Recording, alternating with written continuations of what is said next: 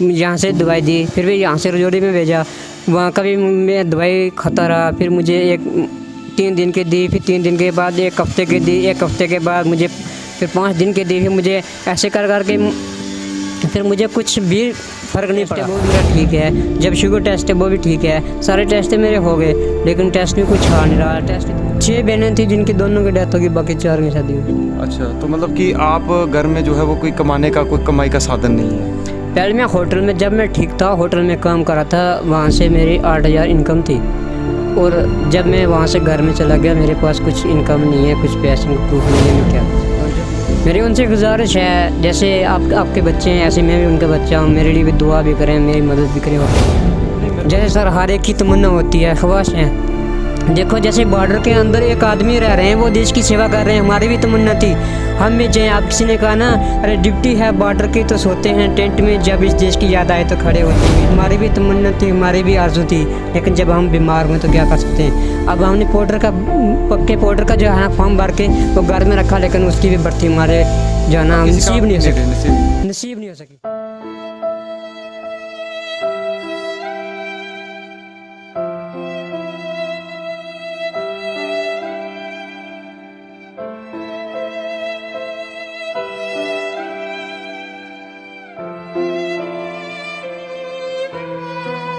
आदाब दोस्तों, आप देख रहे हैं मेंढर न्यूज़ डायरी और मैं हूं आपके साथ राही कपूर। आज हम आपको एक ऐसी स्टोरी बताने जा रहे हैं जिसे आप सबकी मदद की ज़रूरत है। मेरी शुरू से ये कोशिश रही है कि हम उन लोगों को आप तक पहुंचाते हैं जो डिज़र्व हैं, जिनका कोई सहारा नहीं है, जिनकी कोई मदद जो है वो नहीं कर रहा।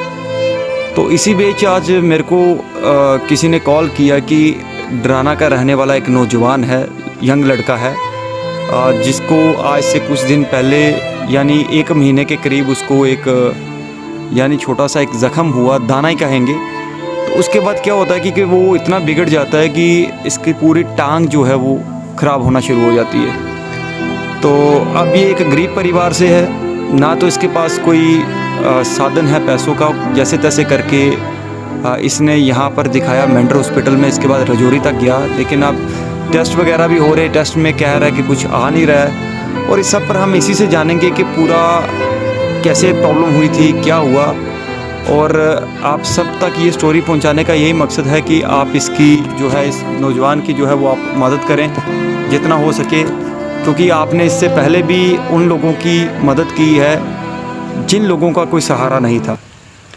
तो इससे पहले आइए इससे जानते हैं कि क्या पूरा मतलब कि क्या हुआ क्या इसे। सबसे पहले आप अपना नाम बताओ। जी महफूज अहमद मेरा नाम है। महफूज, क्या आप मतलब कि क्या प्रॉब्लम क्या हुई आपको? बयान छोटा सा एक दाना निकला, दाना निकलने के बाद मैं दूसरे दिन यहाँ से मेंटर में दिखाया। मेंटर में दूसरी टांग को जैसे ये देखा आपने, इस टांग की भी बुरी हालत थी। उसको मैं यहाँ से मेंटर में चेक कराया, हर जगह में गया था। उसके बाद इसका ऑपरेशन करके ट्रीटमेंट इसका चल गया था। नहीं, ऑपरेशन यहाँ हुआ? नहीं ना, इसका ऑपरेशन रजौरी में हुआ था। अच्छा, पहले आपने मेंढर दिखाया, इसके बाद आप रजौरी गए? हाँ, यहाँ से मुझे गाड़ी भी दी थी और यहाँ से मुझे रैपिड टू रजौरी कर दिया था। अच्छा। तो मुझे गाड़ी दी, मैं यहाँ से चला गया था रजौरी, मेरा वहाँ से ट्रीटमेंट स्टार्ट हो गया, ठीक हो गया था मैं। अच्छा। अब उसके बाद जो दाना निकला, छोटा सा ही दाना निकला था, वो दाना भी ऐसे निकला जैसे चावल का दाना है जिससे बीच में पानी है। वो ऐसे करता करता करता मेरी टांग की हालत बिगड़ गई पूरी। अच्छा। तो मैं यहाँ से दूसरे दिन ही यहाँ से रजौरी में चला गया। यहाँ मेंटर में दिखाया, करने के बाद पहले जिस डॉक्टर को दिखाया था, पहले इसको दिखा के आ, यहाँ से दवाई दी, फिर भी यहाँ से रजौरी में भेजा। वहाँ का भी मैं दवाई खाता रहा। फिर मुझे 3 दिन की दी, फिर 3 दिन के बाद 1 हफ्ते की दी, 1 हफ्ते के बाद मुझे फिर 5 दिन की दी। फिर मुझे ऐसे कर के फिर मुझे कुछ भी फ़र्क नहीं पड़ा। अब ऐसे तो अब आपका क्या ट्रीटमेंट चल रहा है? हाँ, अब तो चल रहा है। उसके बाद फिर जब मैं उनके पास गया, उन्होंने सब मेरे टेस्ट लिए, टेस्ट में कुछ आ नहीं रहा। जैसे ब्लड टेस्ट है वो भी मेरा ठीक है, जब शुगर टेस्ट है वो भी ठीक है, सारे टेस्ट मेरे हो गए, लेकिन टेस्ट में कुछ आ नहीं रहा। टेस्ट ही तुम्हें पता है, वो जो भी करवा रहे हैं बाहर से टेस्ट करवाने पड़ते हैं। तो क्या अभी तक कितना खर्चा हो गया आपका? कम से कम भाई साहब 35-40 हज़ार तो खर्चा हो गया होगा। यहाँ से देखो किराया। तो आप मेरे को ये बताओ, आपके वालिद साहब जो हैं वो क्या करते हैं? एक तो बुज़ुर्ग हैं, दूसरा माजूर हैं जी, क्या करेंगे वो। तो घर में कमाने वाला कोई नहीं है? छोटे भाई हैं मेरे से। आप मेरी हालत देखो, उसके बाद छोटे क्या करेंगे। आप कितने बहन भाई हो? 6 बहनें थी जिनकी दोनों की डेथ होगी, बाकी 4 की शादी हुई। अच्छा, तो मतलब कि आप घर में जो है वो कोई कमाने का कोई कमाई का साधन नहीं है? पहले मैं होटल में, जब मैं ठीक था होटल में काम करा था, वहाँ से मेरी 8,000 इनकम थी। और जब मैं वहाँ से घर में चला गया, मेरे पास कुछ इनकम नहीं है, कुछ पैसे का प्रूफ नहीं है, मैं क्या कर सकता हूँ। जब तो मेरे इस वजह से मतलब अब आप अपना इलाज नहीं करवा पा रहे हो पैसों की वजह से? अल्लाह, जब पैसे होते हैं तो करवाऊँ, फिर क्या करूँ मैं? यहाँ से कहाँ जाऊँ? यहाँ से आप बोल रहे हैं वो जम्मू में जाओ, वहाँ से चमड़ी का टेस्ट हुआ, कट गया, लेकिन अब पैसे का जुगाड़ नहीं बन रहा, क्या करूँ?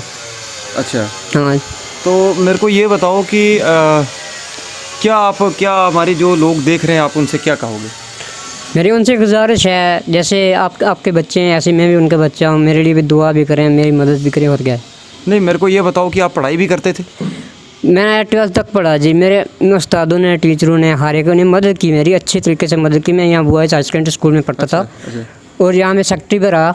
ऐसी बात नहीं कि मैं यहाँ से नहीं निकला, लेकिन यहाँ मैं सेक्रेटरी भी रहा। हर एक आदमी ने मेरी मदद की, मास्टर, टीचर, प्रिंसिपल ने, सारे ने ऐसी मदद की कि मुझे यूनिफॉर्म, किताबें सब कुछ दी, वर्दी सब। लेकिन अब उसके बाद मेरे पास पैसे नहीं थे, मैंने 12th के बाद छोड़ दिया, स्कूल छोड़ दिया। अच्छा, हाँ। फिर आप होटल पे काम करना शुरू? उसके बाद मैंने होटल में काम करना शुरू कर दिया। कितनी देर काम किया आपने होटल में? होटल में 3 साल काम किया, जिसमें से अब घर का मतलब खर्चा आप ही चलाते थे? हाँ, तो फिर क्या करता, जब मैं स्कूल पढ़ता था फिर घर का खर्चा कैसे चलता? फिर अब तुम्हें पता है हर एक ज़माना आगे मॉडल ज़माना आ रहा है। अगर मेरे पास 20 रुपये की कॉपी होगी तो दूसरे के पास 50 का पैड होगा, तो क्या करूँगा मैं? अच्छा, हाँ।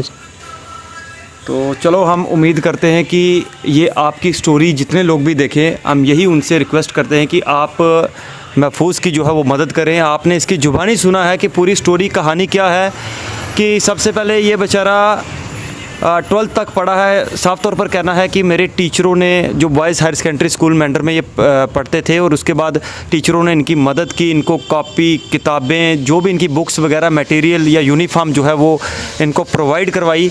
और उसके बाद कहते कि मेरे पास पैसे नहीं थे, आगे पैसे ना होने के कारण, घर की ऐसी हालत होने के कारण जो है वो ये आगे पढ़ नहीं पाए। उसके बाद ये किसी होटल पर जो है वो बतौर जैसे किसी के पास एम्प्लॉई काम करते रहे, और कह रहे कि 2-3 साल मैंने काम किया और घर का खर्चा बड़ी मुश्किल से चलता था। साफ तौर पर आपने सुना कि बेचारा खुद आज इतना बेबस है, इतना लाचार है कि आप साफ तौर पर तस्वीरों में आपने देखा कि इसकी क्या कंडीशन है।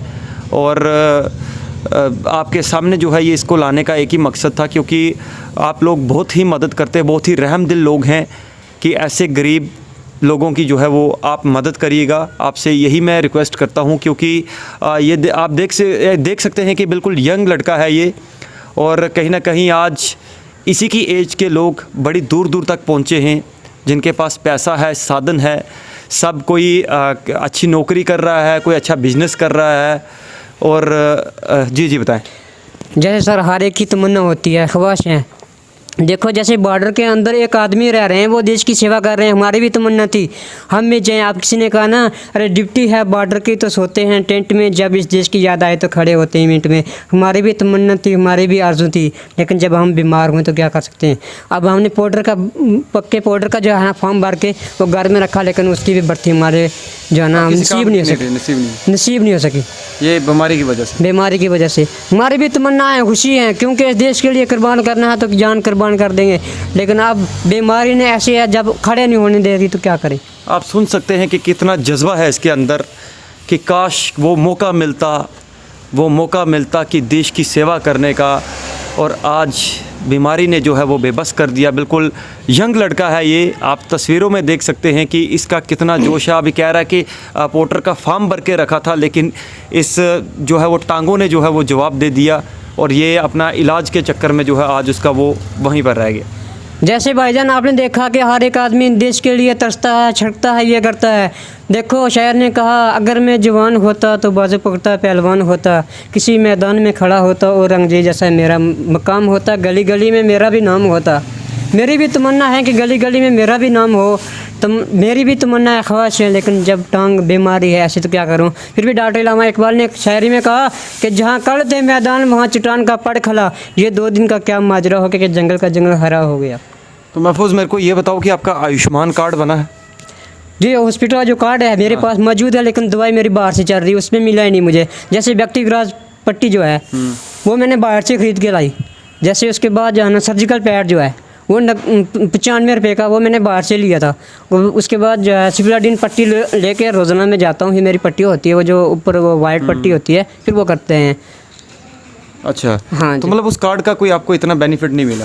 वो कार्ड का ये पता चल रहा जैसे बना के अंदर रखा था, उसको कोई देख नहीं रहा, बस वो वैसे ही है और कुछ भी नहीं, उसका कुछ फ़ायदा नहीं है। तो चलो, मैं आखिर में आप सबसे फिर ये अपील करना चाहूँगा कि इस नौजवान की मदद करें जितना हो सके आपसे।